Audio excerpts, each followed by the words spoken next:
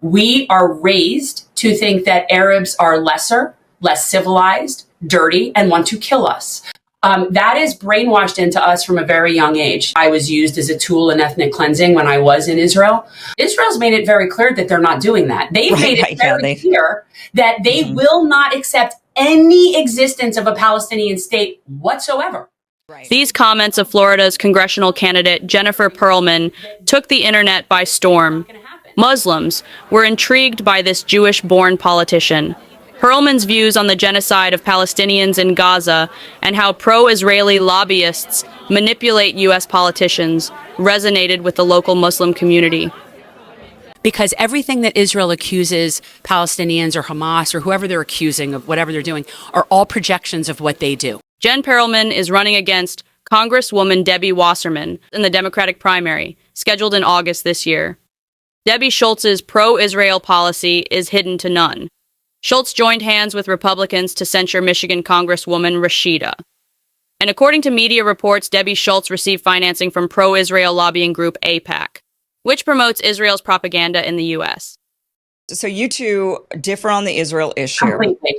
Like, we couldn't be more far apart if we tried. What is her stance? Oh, she is Zionist till the core. She and I were raised pretty similarly on that. We're both Ashkenazi Jews raised in the United States, and we were raised, and in general, in this country, to be very anti-Arab. Perelman says that her views were no different than Schultz in the past. So, what changed? And when the anti-BDS legislation started here, that was a huge thing for me as someone who's a constitutional-minded person. I did go to law school. I actually care very much about our rights.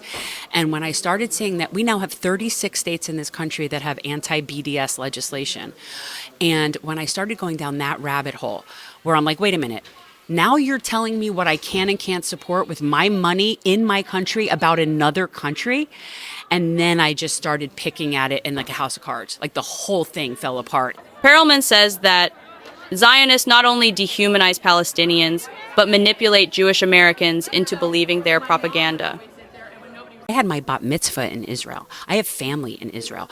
We were raised that everything was about the state of Israel. My great-grandmother died thinking everything she did was for Israel. She sent her money to Israel. And these weren't people with money. Like, these are working-class people. And so these people spent their lives talking about and praising and sending money to Israel without ever knowing what it really was, because we were lied to. We were told there was no one there. We were told it's a land without a people for a people without a land. And it was nothing until the Jews made the desert bloom and all of this. And now that I've really done a lot of the research, I know that's all made up and that's a fairy tale and that that's not true. That Jewish people stand with people. They just don't know it because we are also being manipulated and lied to. And we have a Congress that's saying anti-Zionism is anti-Semitism, which is completely not true. Some Muslims in the community are skeptical about Perelman's chances of defeating Debbie Schultz in the Democratic primaries. But this elections, Muslims aren't seeking victory because neither White House candidate is willing to hold Israel accountable for committing genocide. Voting for a politician like Jen Perelman sends a clear message. Muslims won't support a status quo that condones genocide. And for many Muslim voters who believe that voting for a Democratic candidate would mean re-electing President Biden, this reply from Ms. Perelman perhaps clarifies it all. On Point News, Florida.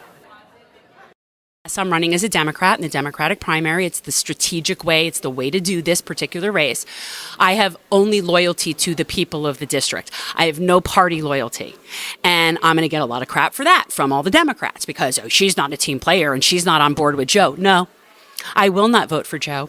I will not vote for Joe. I could do like I will not vote for him with a fox. I will not vote for him in a box. So I'm not with them. But what I'm about is helping the least of these. That is my mission. And whoever that is at any given moment, like right now, obviously, it's very strong in the Palestinian community.